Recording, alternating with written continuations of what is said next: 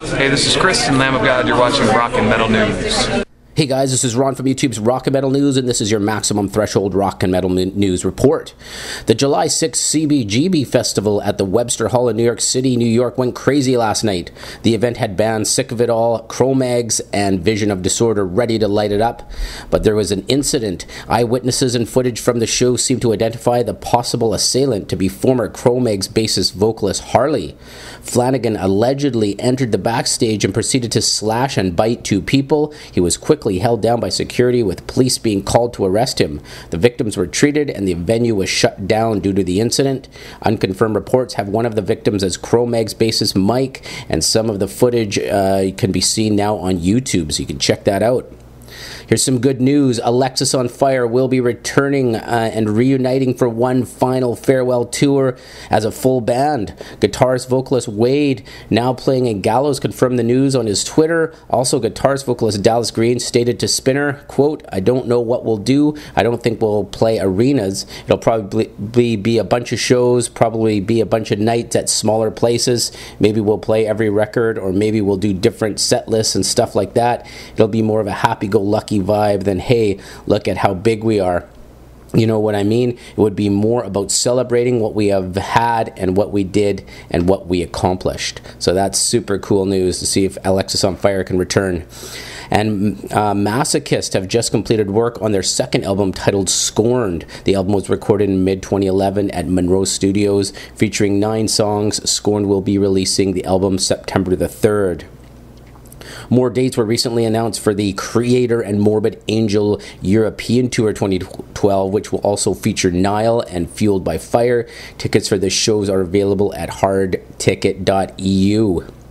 And 12 Stones kicked off their first leg of their headlining tour titled Beneath the Scars Summer Tour 2012. It's July 6th. They're playing in Merriman, Kansas with Blame Shift, Digital Summer, and Throwing Gravity in support. Continuing with your Maximum Threshold Rock and Metal News, Eruption will release their new CD titled Tenses Collide on yet-to-be-determined label. Tenses Collide is being recorded at Negligence Studio in Slovenia. The album will feature many hits such as Enter the Hive, Last Transmission, and The Forlorn. The band Murder Construct have released a trailer for their debut album titled Results, and you can check out that trailer now on YouTube. Slayer's Kerry King told RollingStone.com that he hopes to have the new Slayer album finished by September and out in early 2013. So that's good news. They're still checking to see if Jeff Hanneman can do the solos on the album, so it's possible the album date release could be pushed a bit. Nurgle from Behemoth have revealed to Terrorizer magazine that he has finally started writing material for the band's next album.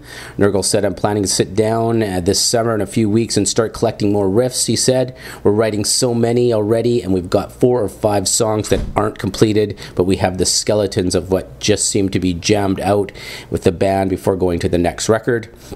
Nurgle also stated, "We've changed our attitude with this album. We've cut down all the analyzing and thinking about the music. This album will be very instinct-driven, and whatever comes out of our system will come out naturally on the record." And Brandon Marshall of the Denver Westward conducted an interview with Clown from Slipknot.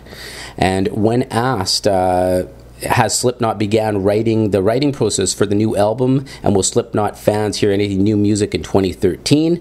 Clown stated, "I don't know what year they'll be hearing it, but the writing process has began. It is different stages with different members, and everyone is just doing what they're doing. Everyone will bring what they have done to the table.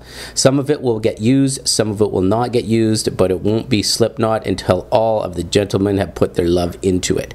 Everybody is writing every day, putting down the pain, the love, and preparing for the future." So that is great news. So we will hear new Slipknot, just don't know when yet.